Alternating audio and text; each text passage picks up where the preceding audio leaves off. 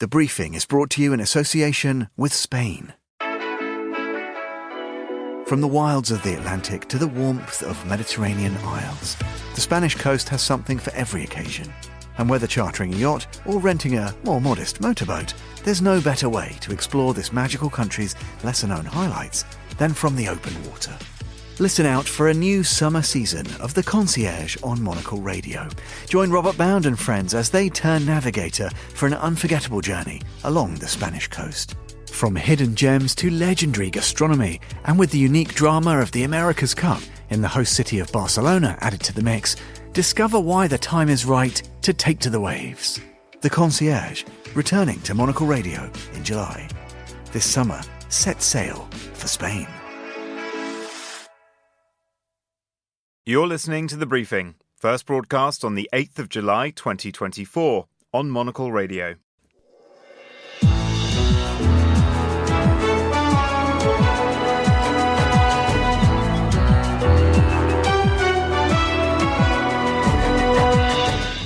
Hello and welcome to The Briefing, coming to you live from Studio 1 here at Midori House in London. I'm Vincent McAviney. Coming up on today's programme. I'm Ed Stocker, Monocle's Europe editor-at-large in Milan. I'll be unpacking the French election results and looking at how France may be turning to Italy for what to do next. And we'll also explore what's next for President Macron after his electoral gamble. Boeing agrees to plead guilty to criminal fraud. Can the aviation giant reclaim its once golden reputation? Then, should Joe Biden stay in America's presidential race? Not according to the only man who beat him in a primary contest earlier this year. I'm Simon Marks in Washington with that story coming up. Plus, the latest from Gaza and a business news roundup. All that right here on The Briefing with me, Vincent McAviney.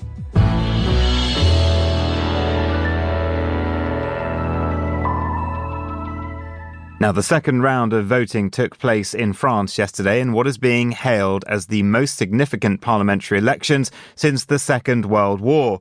The results defied the predictions, delivering a shock win for the left. I'm joined now from Paris by Floris Biederman, a political analyst and former news editor for AFP, and by Ed Stocker, Monocle's Europe editor-at-large in Milan. Florence, firstly, what's the mood like in France? Because this result feels like a genuine political upset. Yes, I mean, it was a complete surprise. The mood, I would say, for the majority of the country is relief and even buoyant because the far right, against all polls, didn't reach not even a simple majority, whereas some polls were given then, having an outright majority. And of course, on the side of Rassemblement National, the mood is, pretty depressed. They didn't start their self-criticism yet, but definitely, even if they increased their number of deputies, they have some 50 more, which is not that bad. They still are the third group in the National Assembly, which is far from what they were hoping. They were already imagining Jordan Bardella, their leader, as prime minister. So the mood there is depression and anger. And what went wrong for them? Is this a sort of tactical voting system that worked quite well for the left and centrists? Yeah, absolutely. Maybe also the polls were basing their analysis on the results of the European elections.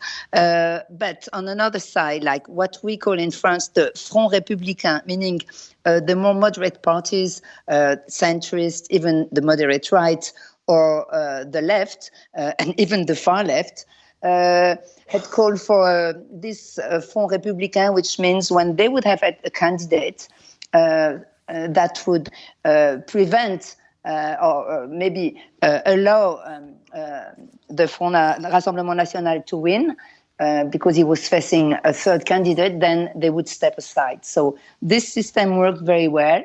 On the left, on the center, and on the right side, a big majority of the candidates that were in third position left the space for the opponent to the Front Rassemblement National. And that's why eventually they had really less MPs than they expected. And Ed, stepping back to look across Europe, elections in both Britain and France the past week have shown tactical voting is perhaps the way to take on the far right. Is this a lesson for electorates elsewhere?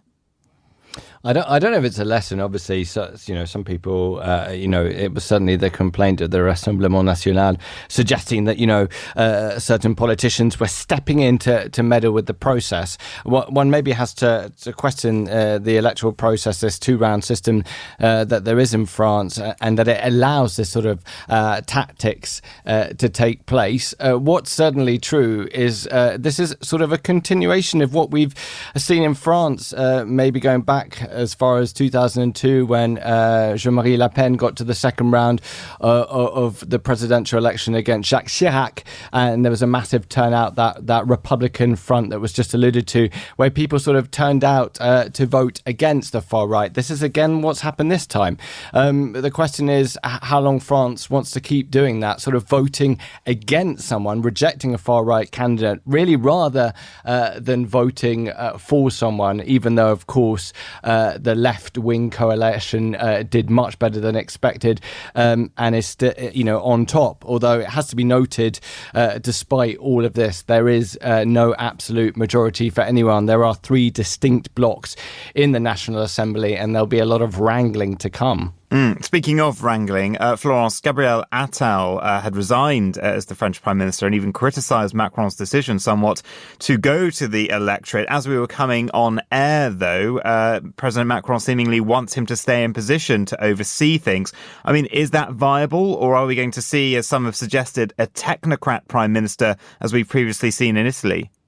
Oh, well, we're far from this scenario right now. I mean, Emmanuel Macron wanted his prime minister to stay at least till, the Olympic Games. I mean, this is the big rendezvous, in less than 3 weeks. And he will most probably want also his Home Affairs Minister, Gérald Darmanin, to stay at least till after the Olympics. It remains to be seen if the coalition of the left will accept that. But, I mean, it would be just kind of a very brief interlude.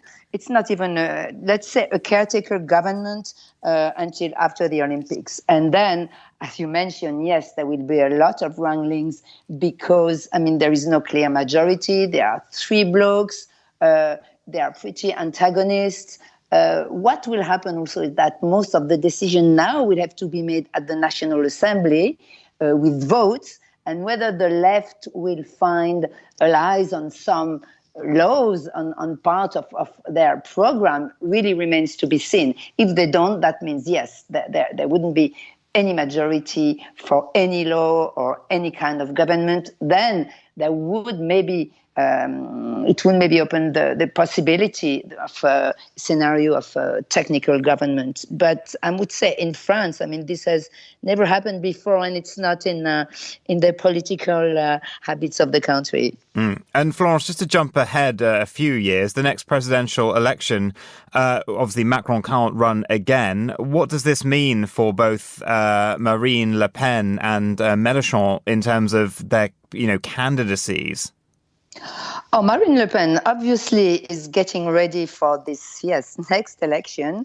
She said just after the vote, the tide is rising and rising in their favor, of course, and the rendezvous with the French people is just postponed. That means she really bets on the fact that now that they have this powerful group in the National Assembly, they will still progress, which remains to be seen because, the far right was blocked by a Front Républicain, but there was also this idea that, giving the power to a party whose so many members or even candidates are, for many of them, racist, homophobic, who wants to make difference in the status of the French citizens with the one that are completely French or binational, all these ideas are still not accepted by the majority of French, and they won't be either in the presidential election. So I think she has still big hurdles to go. And as for Mélenchon, I mean,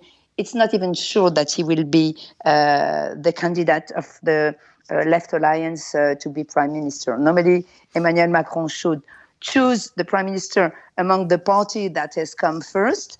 so the National Alliance is first, but Mélenchon is so divisive that he may not even be the prime minister this time. So also for him, this presidential perspective is a bit far away. And Ed, what else are you keeping an eye on across Europe this week?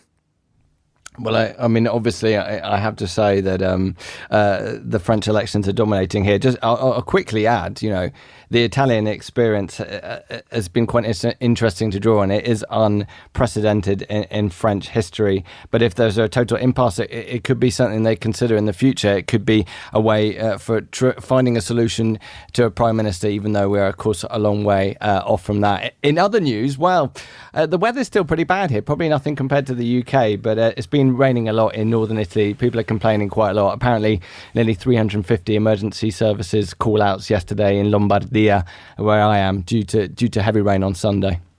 Florence Biederman and Ed Stocker, thank you very much. Now here's Laura Kramer with the day's other news headlines.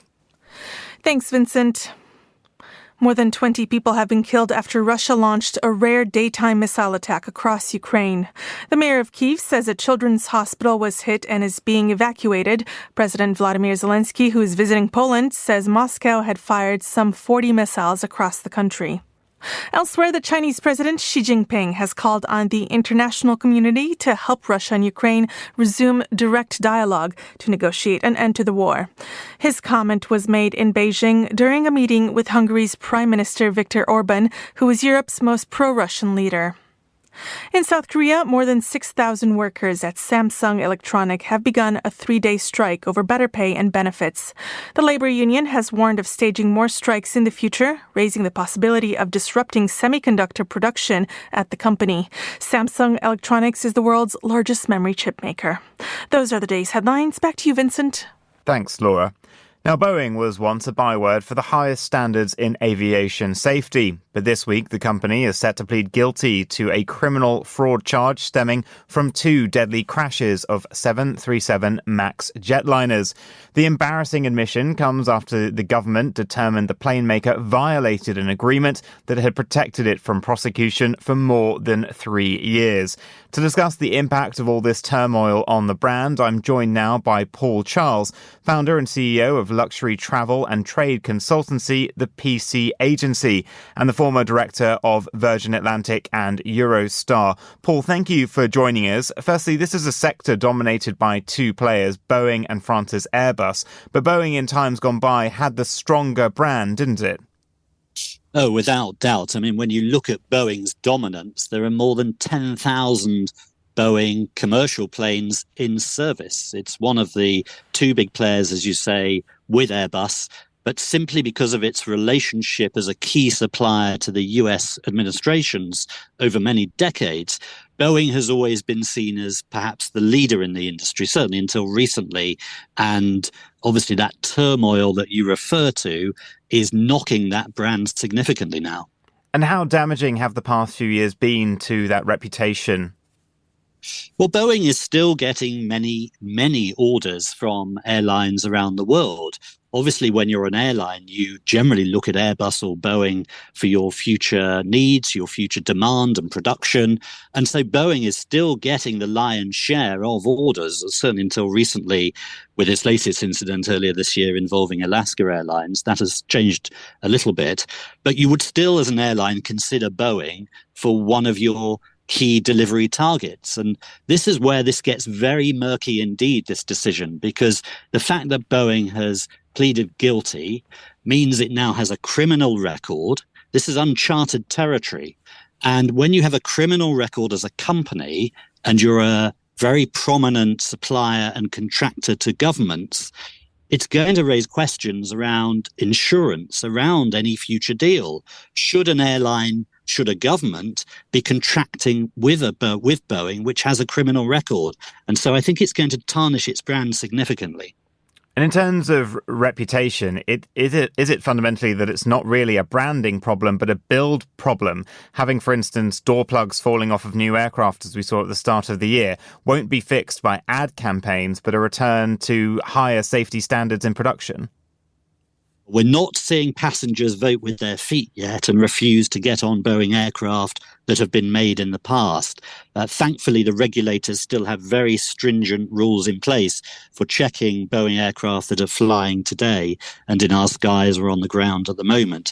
This is about the future and future orders. And I think that's where today's finding and today's agreement will really be called into question by airlines specifically saying, well, I'm not sure we should be going with Boeing at the moment. They don't have their senior leadership in place. That's coming later in the year. The new CEO has not yet been named. We know Airbus are seemingly more reliable at the moment. We know Airbus don't have that criminal record that Boeing do. I think the coming months are going to be very rocky for Boeing. There's no senior leadership in place on a permanent basis to be able to protect that brand. And could potentially this end the duopoly between Airbus and Boeing? Could we see other manufacturers coming to the fore? This is a space that China desperately wants to move into. Yes, we're seeing the Chinese become much more dominant in this area, albeit they have to prove that they have a strong safety track record, and they can't do that yet, of course, until their own planes are firmly around the world. But certainly many more airlines are looking at the Chinese to see what they're producing and the test flights that are taking place at the moment. It could be the Chinese are looking at this and saying, well, we reckon within 10, 15 years, we could have replaced Boeing if we get our safety track record up and running. But don't forget, Boeing at the end of the day has this significant share of the market. There are over 10,000 Boeings in service. That's a very hard position to shift. And I think Boeing will still be there as one of the three dominant players for many decades to come. Paul Charles, thank you. You're listening to The Briefing on Monocle Radio.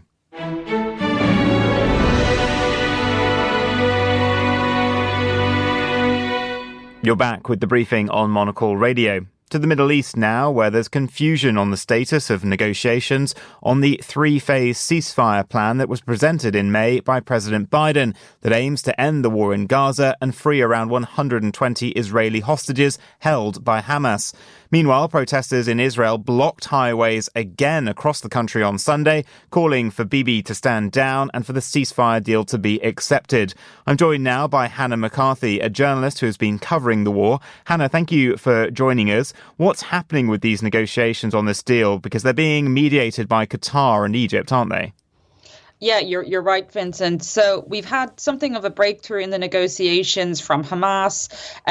The group said on Saturday that they were opening to continuing the negotiations. And crucially, they said they were willing to relax a requirement for an upfront commitment from Israel to have a complete and permanent ceasefire. So this is what they've been asking for since the previous negotiations in November. They basically are concerned that if they hand over a large amount of the hostages, that they'll have no bargaining power to stop a return to the fighting. Israel has rejected this. And again, we saw some movement over the weekend. There are, though, kind of concerns about the actual willingness of the Israeli side to enter into these deals. The more moderate centrist members of the coalition have left, which means that the government is made up of a more right-wing grouping than we've seen since the war began. And again, what has also provoked some controversy is that Benjamin Netanyahu, the Israeli prime minister, on Sunday his office released a statement saying that they had four key demands that were non-negotiable as far as they were concerned. This was heavily criticised by members of the security apparatus in Israel. This idea of releasing a statement on non-negotiables right before the Israeli negotiating team go to Doha to actually have these discussions in person. These discussions obviously require a lot of trust. They said they compromised the ability for that team to actually have those negotiations. And is the suspicion still that Netanyahu is just biding his time to continue the military campaign, but also potentially now wait out for a Trump presidency? I mean, these are definitely all considerations that seem to be flowing around the minds of the negotiating team. We have a source from one of the countries who was involved in the negotiations, not Israel, saying they are concerned that the statement that Netanyahu's office released on Sunday was designed to sabotage the negotiations. He also is obviously speaking to the American Congress at the end of July. Then there's going to be summer recess. So there is this idea that just by slowing down these negotiations, he can increase the time that he's in office. There was some very strong criticism from Yair Lapid, who's the head of the opposition in Israel, who kind of asked, what exactly was he trying to achieve by this statement? It jeopardizes the ability for the hostages to be returned. And again, there's also criticism from the families of the hostages. And what is the latest on the humanitarian situation in Gaza and the condition of the remaining hostages? The latest estimates are that there are 116 hostages in Gaza and 42 that are confirmed dead. So of the 116, more may be dead, but Israel does not have enough intelligence to confirm whether or not they are. In terms of the humanitarian situation at the Gaza Strip, there are reports that in Gaza City, people are seeing some of the heaviest fighting they've seen since the beginning of the war. So there's no signs of slowing down from the Israeli side. The view is that the continuing the Israeli military operation in Gaza has put pressure on Hamas to concede on that point about whether they would get an upfront commitment from Israel to end the war. Again, there's been some reports that many people might have seen on TV about the Israeli strike on a school in Gaza Strip where 16 died. And again, we're just seeing, more of the kind of reports that we have seen throughout the war of the struggle for food, very high mortality rates among newborn babies and children.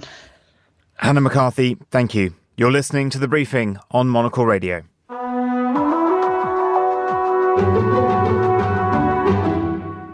Now, US President Joe Biden is beginning what could be a make-or-break week in his quest to seek 4 more years in the Oval Office.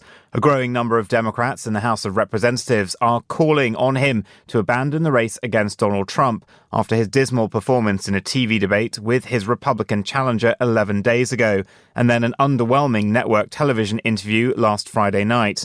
The president will be tested again when he holds a press conference this week during a summit meeting with NATO leaders who are travelling to Washington. Correspondent Simon Marks has been talking to one Democrat with a unique vantage point over the uncertainty roiling the party.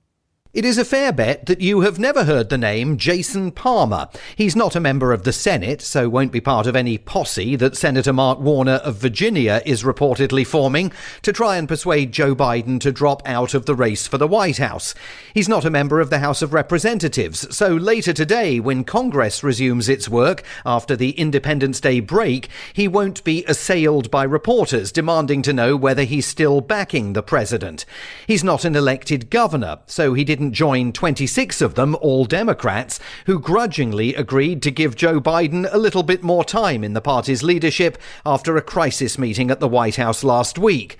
But if you haven't heard the name Jason Palmer, you may remember his historic achievement 4 months ago. We just have a call now.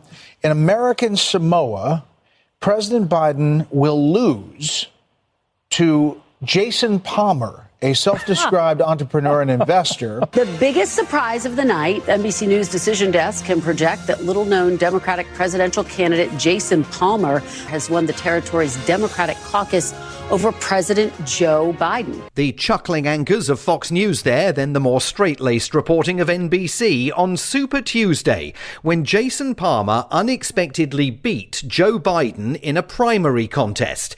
It was the first time any sitting president had lost a primary since Jimmy Carter was challenged on a larger scale by Senator Ted Kennedy in 1980.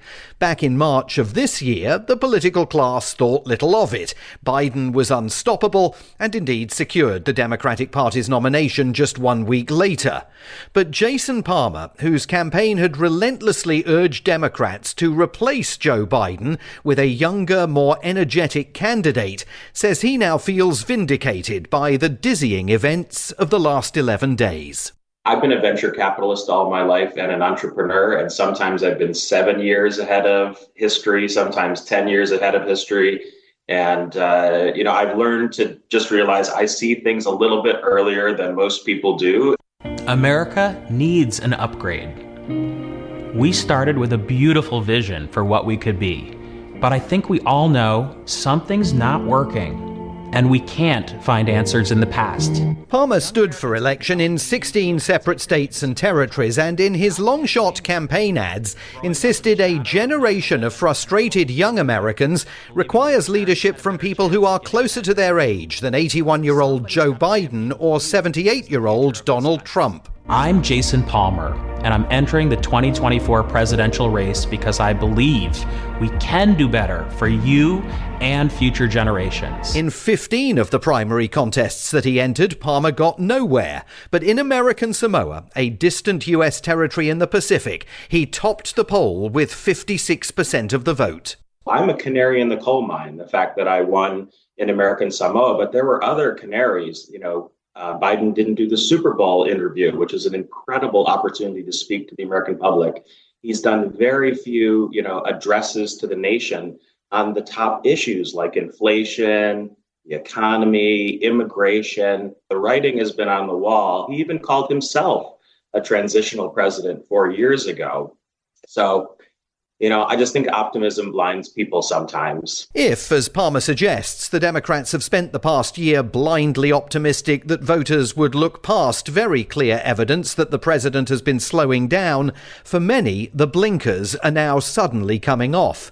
Over the weekend, Congresswoman Angie Craig of Minnesota became the 5th Democrat in the House of Representatives to bail on Biden, faulting his lack of a forceful response to his own woeful debate performance. She urged him to stand down and allow for a new generation of leaders to step forward. And on Sunday, Congressman Adam Schiff of California, the Democrat who led the first impeachment prosecution against Donald Trump, tiptoed closer to calling on Biden to go. Joe Biden is running against a criminal. It should not be even close, and there's only one reason it is close, and that's the president's age. He's obviously talked to his family about this, and that's important. But he should seek out people with some distance and objectivity. He spoke on NBC's Meet the Press. Biden's defenders largely went to ground over the weekend. Congressman Jim Clyburn of South Carolina, whose endorsement in 2020 is credited with salvaging Biden's chances of winning the White House then, belatedly cancelled a Sunday morning appearance on CBS, suggesting he recognises the walls may be closing in around the president.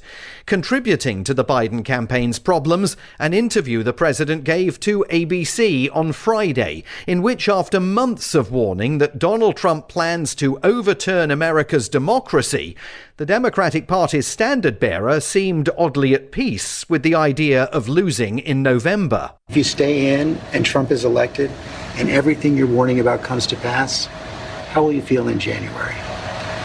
I feel as long as I gave it my all and I did the goodest job as I know I can do. That's what this is about. Voters do have questions. And personally, I love Joe Biden. I don't know that the interview on Friday night did enough to answer those questions. Senator Chris Murphy of Connecticut, still a Biden supporter, speaking on CNN. I've worked with Joe Biden. I've been on the phone with him, but I've been in the room with him. This is one of the most effective presidents that I've ever served under.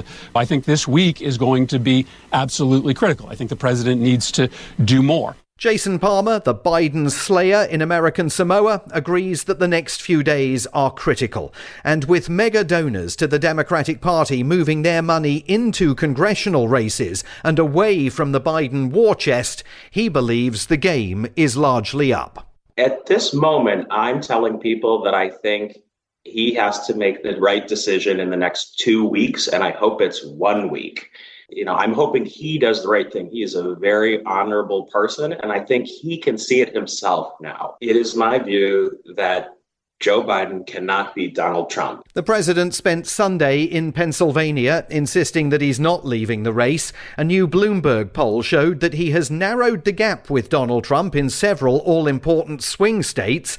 That may slow the journey to a final determination about the Biden campaign's future.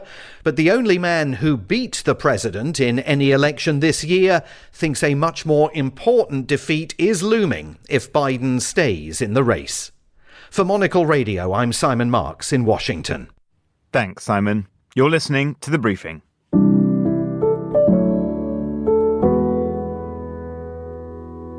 It's time for a business news roundup, and I'm pleased to be joined now by Victoria Scholar, Head of Investment at Interactive Investor. Victoria, welcome to the programme. What's caught your eye?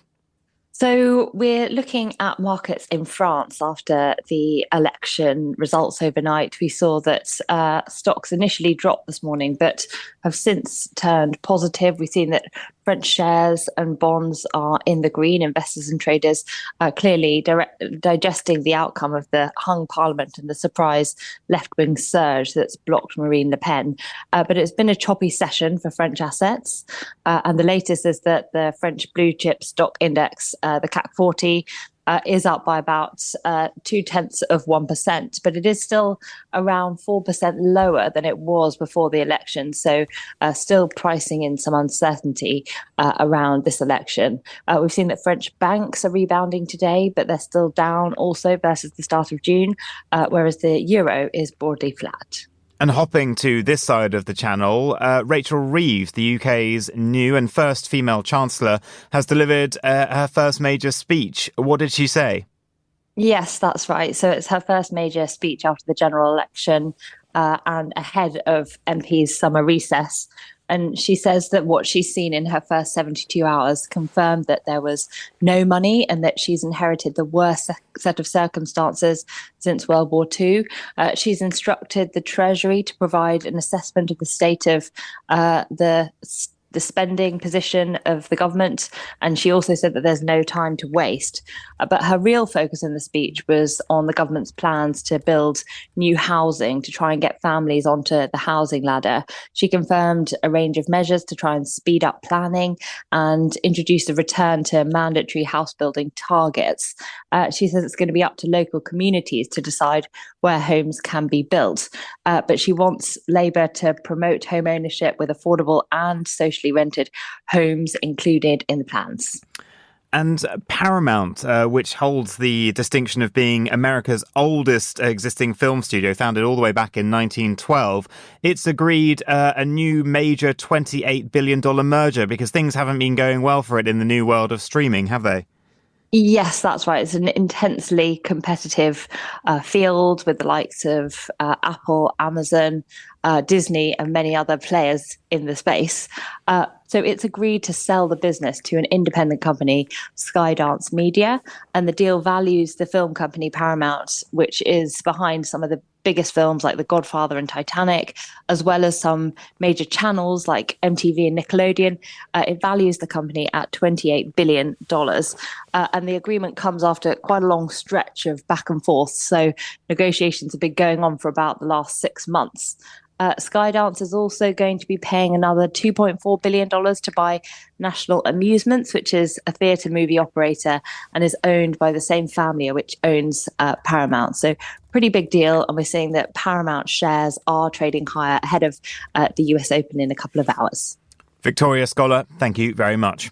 And that's all for this edition of The Briefing. It was produced by Laura Kramer. Our researchers were Sana Jumani and Gunnar Gronlid. And our studio manager was Tamsin Howard. The Briefing is back at the same time tomorrow. I'm Vincent McAviney. Goodbye, and thank you for listening.